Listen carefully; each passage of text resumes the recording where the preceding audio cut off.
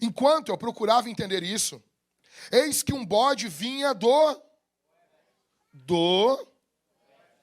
percorrendo toda a terra, mas sem tocar no chão. Velho, que visão, velho. Você imagina isso, cara? Imagina isso, velho. Você tem uma visão de um bode vindo, voando pela terra, e o bode caminhando tão rápido que ele não encosta no chão. Esse bode tinha um chifre bem visível entre os olhos. Foi na direção do carneiro que tinha os 2 chifres que eu tinha visto diante do rio. E correu contra ele com todo o seu furioso poder. Chifre na Bíblia significa poder. É poder. É força. Ok?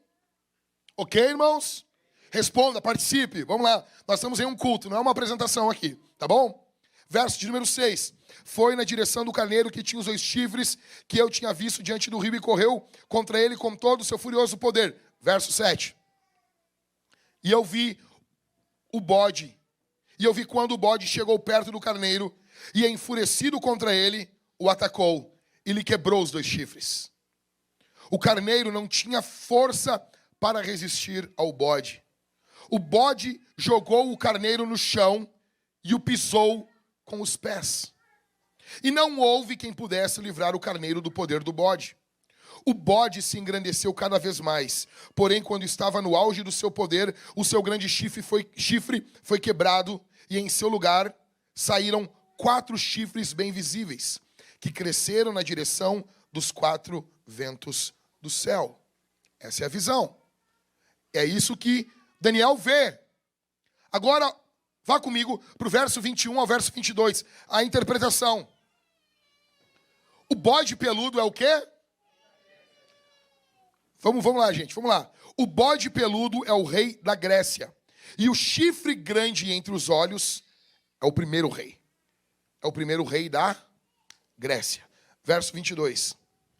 O fato de o chifre ter sido quebrado, levantando-se 4 chifres em lugar dele, significa que 4 reinos se levantarão desse povo, mas não com a força igual aonde tinha. Você tem noção do que está acontecendo aqui? O que Gabriel está dizendo? Gabriel está dando o nome do império que vai suceder o império que ainda nem veio. Você tem noção disso, crente? Ei, essa é a Bíblia. Essa é a palavra de Deus. É essa Bíblia que você despreza muitas vezes. A palavra de Deus, ela diz as coisas antes de ocorrerem. Você tem noção disso? Veja comigo, o bode, ele é um símbolo da Grécia. A primeira colônia que recebeu um oráculo para seguir um bode e construir uma cidade dedicada ao bode para liderá-la. O nome Egeia quer dizer cidade da cabra. A Grécia é cercada pelo mar Egeu, o mar do bode, o mar da cabra. Alexandre o Grande, o pai dele queria muito vencer o Império Medo-Persa. E criou ele para ser um guerreiro. O seu pai foi assassinado. O seu pai foi assassinado, tramaram contra ele. E Alexandre o Grande cresceu com um ódio terrível em seu coração. Escute. O pai dele, Macedônio, cria ele para isso. É assassinado. Agora, veja comigo, para você entender o que está ocorrendo aqui. Alexandre o Grande toma o poder na Grécia. Só que Grécia ainda não é um império mundial. E ele está tramando ir contra o Império Medo-Persa. Eu pedi emprestado para vocês, que essa é uma obra que eu não tenho, do Flávio Joséfo, História dos Hebreus. Eu pedi para vocês, um dos irmãos emprestou para mim, e você vai encontrar na página 500 e pouco a história que eu vou contar para vocês aqui. Alexandre o Grande estava se levantando para lutar contra o Império Medo-Persa. E ele está na incursão para ir contra esse império. Flávio Joséfo, historiador, não é um escritor bíblico, ele é um escritor do final do 1º século, ele narra o seguinte: Alexandre conquistou Israel e ele se aproxima do templo de Jerusalém. Ele manda uma mensagem pedindo apoio dos judeus na guerra contra o Império Medo-Persa. O sumo sacerdote manda uma mensagem para ele dizendo: nós fizemos um juramento ao Senhor que nós não iríamos ajudar ninguém contra o Império Medo-Persa. E todas as vezes que nós prometemos algo, atenção, todas as vezes que nós prometemos algo e não conseguimos fazer, o Senhor nos puniu. Então, Alexandre, nós não vamos poder te ajudar. Alexandre ficou furioso, ficou indignado. E ele estava a caminho, e ele estava decidido em destruir os judeus, em acabar e aniquilar com os judeus. Acontece o seguinte: quando ele está indo, o sumo sacerdote tem um sonho. E nesse sonho, Joséfo conta que o Senhor apareceu para ele e disse para fazerem uma festa, abrirem as cidades, todos se vestiriam de branco, o sumo sacerdote se vestiria com a sua roupa de púrpura, e eles receberiam bem o Alexandre o Grande. Ele receberia com carinho, com amor, e nada iria acontecer. Ele acorda desse sonho, ele conta, e eles já louvam a Deus pelo livramento que Deus tinha dado. Fé. Do outro lado, Alexandre tem um sonho. E ele sonha que um homem, vestido com uma roupa de púrpura, chama ele e diz para ele: você precisa lutar e invadir o Império Medo-Persa, porque você vai ganhar deles e você vai ser um líder mundial. Ele tem esse sonho estranho, mas tudo bem. E ele está indo em direção a Jerusalém para destruir Jerusalém. Quando ele está chegando, está todos os judeus vestidos de branco. E no meio dos judeus sai o sumo sacerdote, usando a exata roupa que Alexandre o Grande teve no sonho. Aquele homem sai em direção a ele, abre os braços e diz: nós estávamos esperando você. Os soldados de Alexandre esperam que ele vai ir contra os judeus. Ele desce do cavalo, se curva perante aquele sumo sacerdote, e em lágrimas ele diz: eu vi você em um sonho, e você dizia para mim que eu ganharia da Média e da Pérsia. Naquele momento, o sumo sacerdote lembrou de Daniel 8. Chamou ele dentro do templo, abriu a escritura, apontou o dedo e disse: Alexandre, tu és esse homem que o profeta Daniel falou há 200 anos atrás. Alexandre se curva perante o Deus de Israel. Não sabemos se ele se converte ou se ele apenas está fazendo... Eu me arrepio, gente. Se ele apenas está fazendo uma homenagem, mas ele...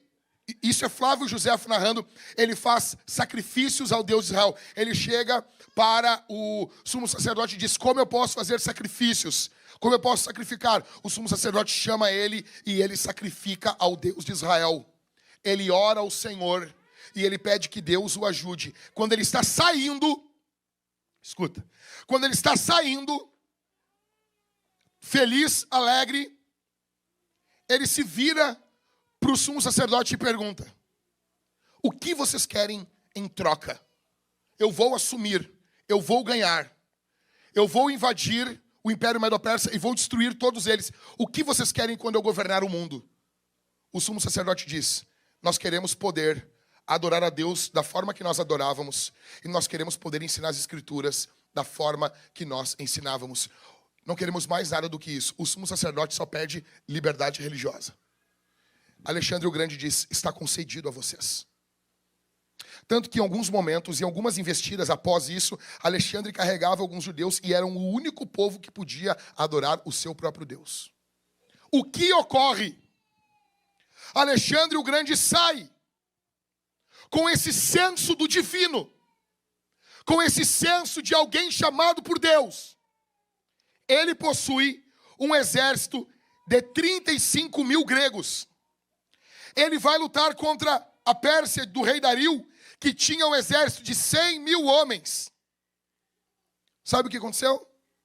era basicamente 1 para cada 3 soldados.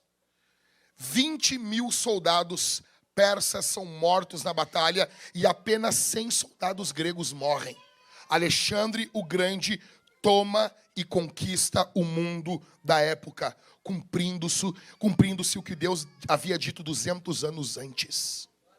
Essa é a palavra de Deus. Essa é a palavra de Deus. Essa é a Bíblia. Essa é a Escritura. Ele rapidamente, em 10 anos, conquista o mundo. E muitas vezes você perde porque você não tem um senso do divino no teu destino.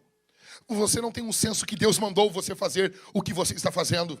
Por isso que você é xoxo na sua adoração. Por isso que você é xoxo no seu trabalho. Por isso que você é xoxo como pai, como mãe. Por isso que você é molenga. Porque você não tem um senso que Deus mandou você fazer o que você está fazendo. Alexandre o Grande tinha um senso. Deus está comigo. Você tem noção como isso muda a vida de um homem? Ele sai, conquista. Por volta de 32, 33, ele conquista o mundo. 32, 33 a.C. E se senta e chora. Porque não tinha mais nada para ele conquistar. Ele retorna para o palácio da Babilônia. Com 32 ou 33 anos. Não é antes de Cristo. 32 ou 33 anos. Ele volta para o palácio da Babilônia. Depois de 10 anos de conquistas. E possivelmente ele é morto envenenado. Nenhum herdeiro, escute isso aqui. Ele não tinha nenhum herdeiro. Não tinha nenhum homem. Não tinha feito nenhum filho homem. Não tinha nenhum macho na sua como seu herdeiro. Ele possui 4 generais que vão brigar e vão dividir o império da Grécia em 4. O chifre é quebrado e se levantam 4 chifres no lugar dele. Exatamente como a Escritura profetizou. Escuta isso aqui. Deus usou o império persa para o bem do povo de Deus? Usou ou não usou? Sim ou não? Deus usou agora o império grego para o bem do povo de Deus? Usou. Através do império grego veio educação, linguagem comum, e disso há um arcabouço filosófico e social para a vinda do Império Romano. Todo o Novo Testamento é escrito em grego. Isso tem a influência de Alexandre o Grande. Todo o novo, ele cria uma linguagem mundial. Tipo o inglês hoje. Você entende isso?